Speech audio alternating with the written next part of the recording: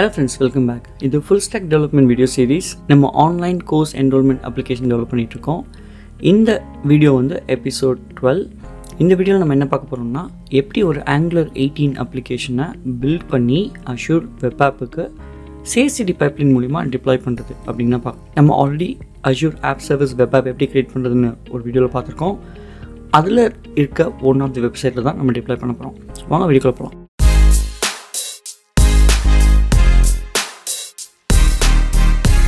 So நம்ம வீடியோக்குள்ளே போகிறதுக்கு முன்னாடி இப்போ நீங்கள் பார்க்குற லிங்க் github.com/learnsmartcoding இதுதான் என்னோடய யூசர் அக்கௌண்ட். இதுக்குள்ளே ஏகப்பட்ட ரெபாசிட்டரிஸ் இருக்குது. ஒவ்வொரு ரெபாசிட்டரிஸும் ஒவ்வொரு இம்பார்ட்டன்ட் ப்ராஜெக்ட். நீங்கள் இதை ப்ரௌஸ் பண்ணி உங்களுக்கு பிடிச்சதை நீங்கள் எடுத்துக்கோங்க. வீடியோக்கு ஸ்பெசிஃபிக்கான ஒரு ரெபாசிட்டரி வீடியோட டிஸ்கிரிப்ஷன்லேயே இருக்கும். நீங்கள் என்னை ஃபாலோ பண்ணணும்னு நினச்சிங்கன்னா LinkedIn, Instagram, Twitter அப்புறம் GitHub இந்த 4ஓட லிங்க்கும் இங்கே இருக்குது. நீங்கள் இதை கிளிக் பண்ணி என்னை நீங்கள் ஃபாலோ பண்ணலாம். ஸோ நான் பண்ணுற எல்லா ஆக்டிவிட்டீஸும் உங்களுக்கு தெரியும். இப்போது வாங்க வீடியோக்குள்ள போகலாம். portal.azure.com லாகின் பண்ணியாச்சு. ஆல் ரிசோர்ஸ்குள்ளே போய் நான் ஜஸ்ட் என்னோடய ரிசோர்ஸ் குரூப்பை காமிக்கிறேன். இந்த ரிசோர்ஸ் குரூப் கீழே தான் நம்மளோட ஃபங்க்ஷன்ஸும், அதாவது சர்வர் SQL டேட்டாபேஸ், அப்புறம் இந்த 2 வெப் ஆப். இப்போ நீங்கள் பார்க்குற வெப் ஆப் தான் நம்மளோட UI வெப் ஆப். நம்ம டிப்ளாய் பண்ணக்கூடிய அப்ளிகேஷன் இங்கே தான் இருக்கும். இப்போது DevOpsகுள்ளே லாகின் பண்ணிட்டு dev.azure.com லாகின் பண்ணிவிட்டு நம்ம dev.azure.com தான் இங்கே பைப்லைன்ஸ் கிரியேட் பண்ண போகிறோம். ஸோ இங்கே பைப்லைன்ஸ் கீழே நீங்கள் இங்கே வந்து நியூ பைப்லைன் கிரியேட் பண்ணுறதுக்கு முன்னாடி நம்ம என்ன பண்ணுறோம், முதல்ல Angular அப்ளிகேஷனில் என்ன கோட் சேஞ்ச் வேணும்னு பார்க்கலாம். ஸோ Angular கோடில் முக்கியமாக டிப்ளாய் பண்ணுறதுக்கு வேணுங்கிற இன்ஃபர்மேஷன்ஸ் வந்து இந்த ப்ராஜெக்ட் ஓப்பன் பண்ணிங்கன்னா package.jsonல இந்த மாதிரி ஸ்கிரிப்ட்டு கீழே இந்த மாதிரி ஸ்கிரிப்ட்ஸ் இருக்கணும். ஸோ இந்த ஸ்கிரிப்ட் என்னென்னா build prod அப்படிங்கிறது ng build எந்த கான்ஃபிகரேஷன் எடுக்கணும் அப்படிங்கிறோம். ஸோ என்ன சொல்கிறோம்னா இந்த environmental prod.tsன்னு ஒன்று இருக்குது. அங்கே வந்து ப்ரொடக்ஷனோட URLஸ்லாம் இருக்கும். அதாவது டிப்ளாய் பண்ணக்கூடிய அந்த இடத்துக்கூடிய URLs எல்லாமே இருக்கும். ஸோ அந்த கோடும் அதுக்கப்புறம் இந்த web.config அப்படியே ஒரு புது ஃபைல். இந்த ஃபைல் என்ன பண்ணுதுன்னா நீங்கள் டேரெக்டாக ஒரு URL அடித்தா ஆங்குலருக்கு ரவுட்டிங் எப்படின்னு தெரியணும். அதுக்காக தான் இந்த ஃபைல். இப்போ அந்த ஃபைல் ஆட் பண்ணதை இந்த angular.jsonல அசெட்ஸு கீழே போய் நம்ம எக்ஸ்போர்ட் பண்ணணும். அப்படின்னா என்ன அர்த்தம்னா பில்ட் பண்ணப்போ இந்த web.config ஃபைலையும் வந்து அவுட்புட்டில் இன்க்ளூட் பண்ணிக்கோ அப்படின்னு சொல்கிறோம். அதுக்கு தான் அது அர்த்தம். இப்போது இந்த 2 ஃபைல் முடிஞ்சிருச்சு இல்லையா. இப்போ நம்ம என்ன பண்ணுறோம், இங்கே வந்து நியூ பைப்லைன் அப்படின்னு சூஸ் பண்ணுறோம். கோட் எங்கேன்னு கேட்குது. ஃபஸ்ட் ஆப்ஷன் சூஸ் பண்ணிங்கன்னா கோட் அங்கேயே இருக்குது அப்படின்னு அர்த்தம். நிறைய அதர் சோர்ஸ் கண்ட்ரோல் கூட நம்ம சூஸ் பண்ணலாம். பட் நம்ம கோட் இங்கே தான் இருக்குது. அதை சூஸ் பண்ணதுக்கப்புறம் நம்ம ரெபாசிட்டரி ஃபில்டர் பண்ணுறோம். இதுதான் என்னோடய ரெபாசிட்டரி. இப்போது இந்த அப்ளிகேஷன் வந்து Node.js வித் Angular இல்லையா. அதனால் நம்ம என்ன பண்ண போகிறோம்னா இப்படி ஒரு கண்டென்ட்டை கிளிக் பண்ணோன்னா இந்த மாதிரி க்ரியேட் ஆகும். பட் நான் இங்கே கொஞ்சம் ஒரு டீட்டெயில்ஸ் வந்து காப்பி பேஸ்ட் பண்ண போகிறேன். ஃபஸ்ட்டு நம்ம ஒன் பை ஒன்னாக பார்க்கலாம். இதுதான் YAML ஃபைல். இந்த YAML ஃபைலில் தான் வந்து பில்டோட டெஃபினிஷன் இருக்கும். ஒரு ப்ராஜெக்டை பில்ட் பண்ணுறதுக்கு டெஃபினிஷன் இருக்கும். ஃபஸ்ட்டு வந்து ட்ரிகர். மெயின் பிரான்ச்சில் ஏதாவது கோட் சேஞ்ச் ஆச்சுன்னா இந்த ஃபைலை ட்ரிகர் பண்ணு, அதாவது பில்ட் ப்ராசஸ் ட்ரிகர் பண்ணுன்னு சொல்கிறோம். பூல் வந்து எந்த ஆப்ரேட்டிங் சிஸ்டமில் இந்த அப்ளிகேஷனை பில்ட் பண்ணணும். செகண்ட் வந்து நம்ம இப்போ லோக்கலில் இதை ரன் பண்ணுறதுக்கு என்னென்னலாம் பண்ணணுமோ அதுதான் இந்த இன்ஸ்ட்ரக்ஷன்ஸ் தான் இங்கேயும் கொடுக்குறோம். ஃபஸ்ட்டு வந்து Node.js இன்ஸ்டால் பண்ணு. வெர்ஷன் வந்து 20 point what ever version install பண்ணி முடிச்சதுக்கப்புறம் npm install angular CLI install பண்ணு. அதுக்குரிய ஸ்கிரிப்ட் தான் அது. இந்த 2 இன்ஸ்டால் பண்ணதுக்கப்புறம் npm இன்ஸ்டால்ங்கிறது பேக்கேஜஸ் எல்லாமே இன்ஸ்டால் பண்ணிடும். இவ்வளோ தான் ஃபஸ்ட்டு நம்ம அப்ளிகேஷனை பில்ட் பண்ணுறதுக்குரிய தேவையான திங்ஸ் இல்லையா. நெக்ஸ்ட்டு இந்த Node.js, Angular CLI பேக்கேஜஸ்லாம் இன்ஸ்டால் பண்ணதுக்கப்புறம் அடுத்து நம்ம பண்ண வேண்டியது நம்மகிட்ட இருக்க ஒரு ஸ்கிரிப்டை ரன் பண்ணணும். அந்த ஸ்கிரிப்ட் என்னென்னா npm run build prod. இந்த npm runங்கிறது கமாண்டு, build prodங்கிறது நம்ம ஸ்கிரிப்ட், அதாவது நம்ம package.jsonல இருக்கக்கூடிய ஒரு பர்டிகுலர் ஸ்கிரிப்ட். இங்கே பாருங்கள், package.jsonல ஸ்கிரிப்ட் கீழே build prod அப்படின்னு இருக்கும். இப்போது இந்த npm run build prod நீங்கள் லோக்கலில் ரன் பண்ணால் கூட இப்போ நான் காமிக்கிறேன்ல, இந்த மாதிரி ரன் பண்ணால் இந்த மாதிரி இந்த கான்ஃபிகரேஷன் பில்ட் பண்ணி பேக்கேஜை ரெடி பண்ணி வச்சிடும். அதை தான் நம்ம இந்த பைப்லைன்ஸ்லையும் கொடுக்குறோம். ஸோ இந்த YAML ஃபைலில் நம்ம பேக்கேஜோட டெஃபினேஷன் கொடுத்தாச்சு, என்ன பில்ட் பண்ணணும், ப்ராஜெக்ட் எப்படி பில்ட் பண்ணணும்னு சொல்லியாச்சு. இப்போ பில்ட் பண்ண கண்டென்ட்டை ஜிப் பண்ணி ஆர்டிஃபேக்ட்ஸாக மாற்றணும். அதாவது ஜிப் பண்ணி ஒரே இடத்துல போடணும். அந்த போட்ட இன்ஃபர்மேஷன் தான் ரிலீஸ் பைப்லைனில் நம்ம அன்சிப் பண்ணி அந்த கண்டென்ட் எல்லாமே அப்ளிகேஷனை டிப்ளாய் பண்ண முடியும். அதாவது காப்பி பேஸ்ட் பண்ண முடியும் சர்வருக்கு. சரியா? ஸோ செகண்ட் வந்து இப்போ நான் 26, 27 லைன் வந்து டெஸ்ட் கேசஸ் இருந்தால் ரன் பண்ணுறதுக்குரிய கமாண்டு. நம்மகிட்ட டெஸ்ட் இல்லை, அதனால் அதை கமெண்ட் பண்ணி வச்சுருக்கேன். லாஸ்ட் பட் நாட் லீஸ்ட், கடைசி தான் வந்து பப்ளிஷிங்னு சொல்லுவாங்க, பாத் டு பப்ளிஷ். ஸோ இந்த கமாண்ட் என்ன பண்ணுதுன்னா, நீங்கள் பில்ட் பண்ண கோடு வந்து இந்த இடத்துல இருக்கும், அந்த கோடு எங்கே இருக்குன்னு காமிக்கிறேன். angular.jsonல வந்தீங்கன்னா ப்ராஜெக்டோட டெஃபினிஷனில் பில்ட் எங்கே இருக்கும் அப்படின்னு காமிக்கும். இங்கே பார்த்தீங்கன்னா டிஸ்க் அப்படிங்கிற ஒரு ஃபோல்டர் கீழே ஆன்லைன் கோர்ஸ் அப்படின்னு ஒரு ஃபோல்டர் க்ரியேட் ஆகும். அங்கே தான் அந்த கண்டென்ட் எல்லாமே சேவ் ஆகும், பில்ட் பண்ணுற கண்டென்ட். எனக்கு தெரியும் ஆல்ரெடி பில்ட் பண்ணனால இந்த ஃபோல்டர் கீழே இன்னொரு ஃபோல்டர் இருக்கும், ப்ரௌஸ் அப்படின்னு. அந்த ப்ரௌஸ் ஃபோல்டர் கீழே தான் அந்த கண்டென்ட் இருக்குது. அதனால தான் அந்த பார்த்து பப்ளிஷ் வந்து இந்த ஹோல் ஃபோல்டர் கண்டென்ட்டோட இதையும் நான் போட்டிருக்கேன். ஓகேவா? அப்புறம் இதுக்கு வந்து ட்ராப் அப்படின்னு ஒரு பேர் வச்சு இதை வந்து ஜிப் பண்ணி ஒரு இடத்துல போடு, அவ்வளோதாங்க. இதுதான் நம்மளோட ரிலீஸ், அதாவது பில்ட் பைப்லைனோட YAML ஃபைல் டெஃபினிஷன். ஓகேவா? இது நம்ம சேவ் பண்ணி ரன் பண்ணிட்டோம் அப்படின்னா இந்த ஃபைல் வந்து நம்மளோட பிரான்ச்லேயே க்ரியேட் ஆகிரும். இம்மீடியட்டாக பில்டும் ட்ரிகர் ஆகிரும். நீங்கள் ஜாப்குள்ளே போனீங்கன்னா நம்ம இப்போ என்ன சொன்னோம், ஃபஸ்ட்டு மெயின் பிரான்ச் கோட் எடுத்துக்கோ, அதான் ட்ரிகர் பாயிண்ட்டு. ஒரு ஓஎஸ் எடுத்துக்கோ, அந்த ஓஎஸ் வந்து Ubuntu ஓஎஸ். அதுக்கப்புறம் சில ஸ்டெப்ஸ்லாம் கொடுக்கணும் அப்படின்னு சொல்கிறோம். ஃபஸ்ட்டு பில்ட் பண்ணது ஃபெயில் ஆகிடுச்சு, நான் என்னமோ மிஸ் பண்ணியிருக்கேன். நான் இந்த மாதிரி உங்களுக்கும் ஆகலாம், அதனால தான் இதை காமிக்கிறேன். ஸோ பேசிக்கலி நான் செக்இன் பண்ண கோடில் அந்த ஸ்கிரிப்டுங்கிறது இல்லை. அதை நான் ப்ராப்பராக போட்டதுக்கப்புறம் பில்ட் ப்ராசஸ் ஆட்டோமேட்டிக்காக ஸ்டார்ட் ஆகிடுச்சு. ஸோ நம்ம இங்கே என்ன பண்ணுறோம், ஃபஸ்ட்டு Node.js இன்ஸ்டால் பண்ணுறோம், அப்புறம் Angular CLI இன்ஸ்டால் பண்ணுறோம், பேக்கேஜஸ் இன்ஸ்டால் பண்ணுறோம், பில்டு க்ரியேட் பண்ணுறோம். கடைசியாக இந்த மாதிரி ஒரு ஆர்டிஃபேக்ட்ஸை க்ரியேட் பண்ணி ட்ராப் அப்படிங்கிற ஒரு ஃபோல்டர் கீழே இந்த கண்டென்ட் எல்லாமே போடு அப்படின்னு சொல்லியாச்சு. இதுதான் நம்மளோட Angular ப்ராஜெக்டோட கண்டென்ட். இப்போ இந்த கண்டென்ட் எல்லாமே நம்மளோட Azure ஆப் சர்வீஸ் வெப் ஆப்புக்கு டிப்ளாய் பண்ணணும். அதுதான் ரிலீஸ் பைப்லைன் சொல்லுவோம். ஸோ இப்போ நம்ம பில்ட் பண்ணது continuous integration which is also call CI pipeline. CD பைப்லைனுக்கு ரிலீஸ்லையும் கிளிக் பண்ணி நியூ ரிலீஸ் பைப்லைன் இப்படி ஒரு ஆப்ஷன் வரும்.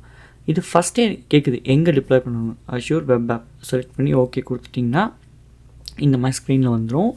நீங்கள் வேறு எங்கேயா டிப்ளாய் பண்ணணும்னா அதுக்கேற்ற மாதிரி சூஸ் பண்ணணும். பட் நம்ம Azure web apps Azure app service web ஆப்பில் தான் டிப்ளாய் பண்ண போகிறோம். இந்த ரிலீஸ் பைப்லைனுக்கு ஒரு மீனிங்ஃபுல்லான பேர் கொடுக்குறேன், online course web CD pipeline அப்படின்னு. ஏன்னா அது டிப்ளாய்மெண்ட் பைப்லைன், அதனால். அடுத்து ஃபஸ்ட்டு ஆர்டிஃபேக்டை கிளிக் பண்ணிங்கன்னா ப்ராஜெக்ட் காமிக்கும். இந்த ப்ராஜெக்ட் சூஸ் பண்ணதுக்கப்புறம் நம்ம பில்டு பைப்லைன், நம்மகிட்ட என்னெல்லாம் பில்டு பைப்லைன்ஸ் இருக்கோ அதெல்லாம் இங்கே லிஸ்ட் பண்ணோம். நம்மளோட பில்ட் பைப்லைனோட பேர் வந்து ஆன்லைன் கோர்ஸ் UI. சூஸ் பண்ணிவிட்டேன், ஆட் பண்ணிவிட்டேன். இந்த இடி சிம்பிள், இந்த மின்னல் சிம்பிளை கிளிக் பண்ணிங்கன்னா கண்டினியூஸ் டிப்ளாய்மெண்ட்டை ட்ரிகர் பண்ணுவான்னு கேட்கும். எஸ் கொடுத்துருங்க. இதுக்கு என்ன அர்த்தம்னா பில்டு எப்போல்லாம் நடக்குதோ ரிலீஸ் பைப்லைனும் ஒன்று ட்ரிகர் ஆகிடும். இப்போ ஸ்டேஜ் வந்து நம்மகிட்ட டேரெக்டாக ப்ரொடக்ஷன் நேம் கொடுத்துட்டேன். பட் ரியல் டைமில் நிறைய ஸ்டேஜஸ் இருக்கும், டெவ், QA ஸ்டேஜ், அந்த மாதிரிலாம். இப்போது இங்கே வந்து ஸ்டேஜ் நேம் கொடுத்துட்டேன். இப்போ நம்ம ஒரு செக்யூர்டான ஒரு Azure app service connection create பண்ணணும். எக்ஸிஸ்டிங் கனெக்ஷனும் சூஸ் பண்ணலாம். ஏன்னா நீங்கள் ப்ரீவியஸ் வீடியோ பார்த்துருந்தீங்கன்னா Azure.NET Core Web API நான் எப்படி டெவலப் பண்ணுறதுன்னு காமிச்சிருப்பேன். அப்படியும் பண்ணலாம். பட் பார்க்காதவங்களுக்கு இந்த மாதிரி மேனேஜ்னு கிளிக் பண்ணிங்கன்னா உங்களோட ஆர்கனைசேஷன் கீழே, ப்ராஜெக்ட் கீழே, செட்டிங்ஸ் கீழே சர்வீஸ் கனெக்ஷன் அப்படின்னு ஒன்று இருக்கும். இங்கே வந்துடும். இங்கே தான் நீங்கள் சர்வீஸ் கனெக்ஷன் இங்கே எஸ்டாப்ளிஷ் பண்ணணும். சர்வீஸ் கனெக்ஷன் எதுக்கு அப்படின்னா பேசிக் ஆத்தென்டிகேஷன் டிசேபிள் பண்ணிக்கிறதுனால FTP மூலியமாக டிப்ளாய் பண்ண முடியாது. So first Azure resource manager அப்படின்னு சூஸ் பண்ணிடுங்க. இதுதான் வந்து நம்ம சர்வீஸ் பிரின்சிபல் க்ரியேட் பண்ணக்கூடிய இடம். Third option service principal automatic. இங்கே உங்களை ஆத்தென்டிகேட் பண்ண சொல்லும், அதாவது உங்களோட போர்ட்டலுக்கு லாகின் பண்ணுங்கன்னு சொல்லும். அது எதுக்கு சொல்லுதுன்னா அப்போ தான் அதில் இருக்க சப்ஸ்கிரிப்ஷன் கீழே இருக்க குரூப் எல்லாமே அதை கண்டுபிடிக்க முடியும். நான் லாகின் பண்ணிவிட்டேன், குரூப்பை சூஸ் பண்ண போகிறேன். நம்மளோட குரூப் வந்து ஆன்லைன் கோர்ஸ் RG. இப்போ ஒரு மீனிங்ஃபுல்லான நேம் கொடுக்குறேன். இப்போது இந்த மீனிங்ஃபுல்லான நேம் வச்சு கண்டுபிடிக்கலாம். ஓகே, இந்த சர்வீஸ் கனெக்ஷன் யூஸ் பண்ணால் இந்த ரிசோர்ஸ் குரூப் தான் இது பாயிண்ட் ஆகுது. அப்போ அது கீழே ஏதாவது நான் ரிசோர்ஸ், அதாவது அது கீழே வெப் ஆப் இருந்தால் தான் அது யூஸ் பண்ண முடியும். அதுக்காக தான் இந்த மாதிரி ஒரு நேம். டிஸ்கிரிப்ஷன் கொடுத்தாச்சு, சேவ் கொடுத்தீங்க அப்படின்னா grant access to all pipelines கொடுத்து சேவ் கொடுத்துங்க. கனெக்ஷன் எஸ்டாப்ளிஷ் ஆகிடும். ஒரு புது கனெக்ஷன் இருக்குது. இந்த கனெக்ஷன் மூலயமா இந்த Azure DevOpsலேருந்து Azure வெப் ஆப்புக்கு அந்த ஸ்பெசிஃபிக்காக அந்த ரிசோர்ஸ் கீழே இருக்க ரிசோர்ஸுக்கு மட்டும் டிப்ளாய் பண்ண முடியும். இந்த பழைய இடத்துல வந்து ரிஃப்ரெஷ் பண்ணிங்கன்னா இப்போ நம்ம செகண்டாக க்ரியேட் பண்ணது இருக்கும், இதுக்கு முன்னாடி க்ரியேட் பண்ணது இருக்கும். ரெண்டு எதுனா சூஸ் பண்ணலாம். செகண்டாக க்ரியேட் பண்ணது சூஸ் பண்ணியாச்சு. இப்போது அஷ்யூர் ஆப் டைப் கேட்குது. நம்ம 2 ஆப்பும் வந்து விண்டோஸ் தான் நம்ம சூஸ் பண்ணணும். பட் லைனக்ஸ்னு சூஸ் பண்ணிங்கன்னா அந்த ரிசோர்ஸ் குரூப் கீழே லைனக்ஸில் எந்த ஒரு ஆப்பும் இல்லை. அதனால தான் இங்கே எதுவுமே காட்ட மாட்டேங்குது. பட் த மொமெண்ட் நீங்கள் விண்டோஸ் அப்படின்னு சூஸ் பண்ணிங்கன்னா விண்டோஸ் பேஸ் பண்ண தானே நம்ம வெப் ஆப் க்ரியேட் பண்ணோம். அதனால் இங்கே 2 காமிக்கும். ஓகேவா? ஸோ அதில் நம்மளோட யூஐ வந்து இந்த அப்ளிகேஷன் இதை சூஸ் பண்ணியாச்சு. கடைசி ஸ்டெப் இந்த இடத்துல வந்து இந்த பேக்கேஜஸ் அண்ட் ஃபோல்டர்ஸ் கீழே பேக்கேஜை சூஸ் பண்ணணும். ப்ரௌஸ் கொடுங்க, எக்ஸ்பேண்ட் பண்ணுங்கள், ட்ராப். இந்த ட்ராப் கீழே இருக்க எல்லா கண்டென்ட்டும் வேணும். ஸோ ட்ராப்பை சூஸ் பண்ணி ஓகே கொடுத்தாச்சு. அவ்வளோதான். ரொம்ப சிம்பிள் இல்லையா? CI/CD பைப்லைனோட சிம்பிளஸ்ட் எக்ஸாம்பிள் இது. ஸோ இது எல்லாமே கரெக்டாக இருக்குது. இப்போ நம்ம என்ன பண்ணுறோம், சேவ் பண்ணி ட்ரிகர் பண்ணிடலாம். இப்போது இன்னொரு சின்னதாக உங்களுக்கு தெரியாத விஷயம், இந்த ட்ரிகரை கிளிக் பண்ணிங்கன்னா pre deployment, post deployment, deploy பண்ணுறதுக்கு முன், டிப்ளாய் பண்ணுறதுக்கு பின். டிப்ளாய் பண்ணுறதுக்கு முன் அப்ரூவல் வேணும் அப்படின்னு நம்ம செட் பண்ணணும்னா அந்த ப்ரீ டிப்ளாய்மெண்ட் அப்ரூவலில் போய் எனேபிள் கொடுக்கணும். எனேபிள் கொடுத்திங்கன்னா யார் அப்ரூவல்னு கேட்கும். கம்பெனியில் ஜென்ரலாக மேனேஜர்ஸோ ஆர்கிடெக்ட்ஸோ தான் அப்ரூவலாக இருப்பாங்க. இப்போது ஒரு எக்ஸாம்பிளுக்காக என்னை நானே அப்ரூவர் ஆக்கிக்கிட்டேன்.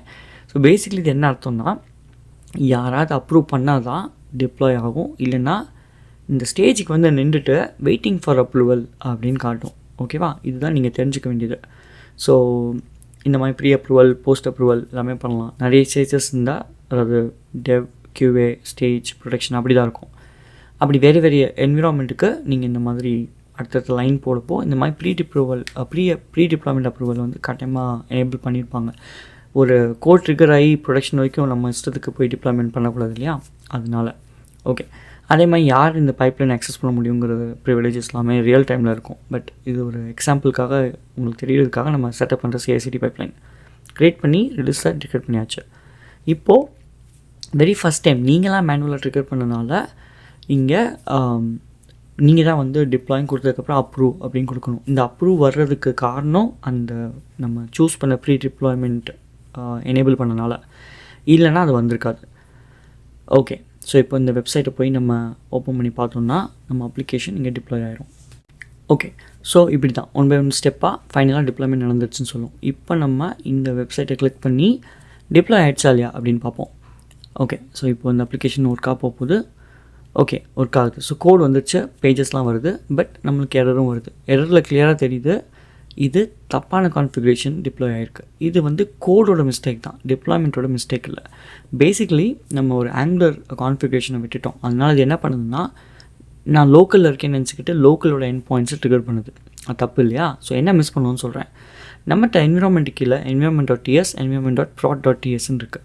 நம்ம என்ன சொல்லணும்னா, இந்த angular.json கீழே போய் ஃபைல் ரீப்ளேஸ்மெண்ட் அப்படின்னு ஒரு கான்செப்ட், இந்த ப்ரொடக்ஷன் கான்ஃபிகரேஷன் கீழே இந்த கான்ஃபிகரேஷன் யூஸ் பண்ணால் environment.ts ஃபைலில் இருக்க கண்டென்ட்டை environment.prod.ts ஃபைலை ரீப்ளேஸ் பண்ணு அப்படின்னு சொல்கிறோம்.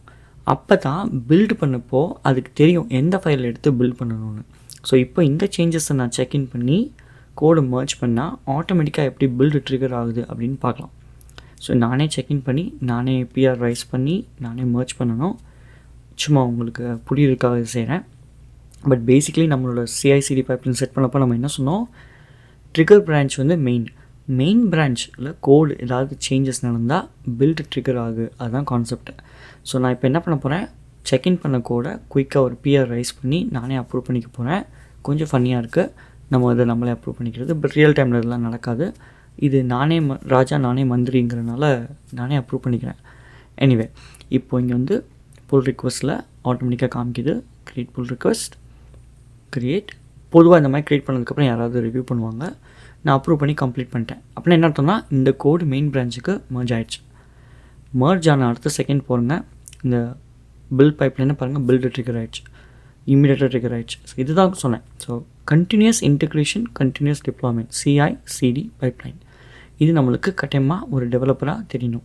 இப்போ பாருங்கள், அதே மாதிரி ரிலீஸ் பைப்லைன் ட்ரிகர் ஆகிடுச்சு. ஏன்னா அந்த மின்னல் சிம்பிளில் போய் நம்ம எனேபிள் பண்ணியிருந்தோம் இல்லையா. இப்போது இங்கே வந்து அப்ரூவல் வந்து நிற்கிது, அப்ரூவ் பண்ணால் அப்ரூவ் ஆகிடும். லாக்ஸ் போய் பார்த்தீங்கன்னா டிப்ளாய்மெண்ட்டும் ட்ரிகர் ஆகிடும். இப்போது ரெஃப்ரெஷ் பண்ணி பார்ப்போம் டிப்ளாய் ஆகிடுச்சான்னு.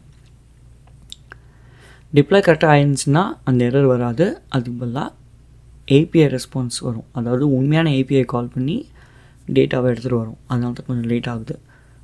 இங்கே நம்ம பார்க்கலாம் எந்த கால் போகுதுன்னு பார்ப்போம். ஓகே, டேட்டா வந்துடுச்சு, எரரே வரல. இப்போ கிளிக் பண்ணோன்னா எங்கே போகுதுன்னு பார்ப்போம். இங்கே பாருங்கள், உண்மையான ஏபிஐ, அதாவது இதுக்கு முன்னாடி வீடியோவில் பார்த்தோம்ல .NET Core வெப் ஏபிஐ எப்படி டிப்ளாய் பண்ணுறதுன்னு, அந்த ஏபிஐலேருந்து உண்மையான டேட்டாவை எடுத்துகிட்டு வருது. குட். ஸோ இதுதான் சிஐசிடியோட பைப்லைன் டெமோ. இந்த வீடியோ பிடிச்சிருந்துச்சுன்னா லைக் பண்ணுங்கள், ஷேர் பண்ணுங்கள், மறக்காமல் சப்ஸ்கிரைப் பண்ணுங்கள். நான் உங்களை அடுத்த ஒரு இன்ட்ரெஸ்டிங் வீடியோவில் பார்க்குறேன். இந்த வீடியோ உங்களுக்கு பிடிச்சிருந்துச்சுன்னா லைக் பண்ணுங்கள், கமெண்ட் பண்ணுங்கள், சப்ஸ்கிரைப் பண்ணுங்கள், மறக்காமல் அந்த பெல் ஐக்கானையும் அமைக்கிறீங்க. அப்போ தான் நான் பண்ணுற எல்லா வீடியோவும் உங்களுக்கு வந்து சேரும். நன்றி. நான் மீண்டும் உங்களை வேறு வீடியோவில் சந்திக்கிறேன்.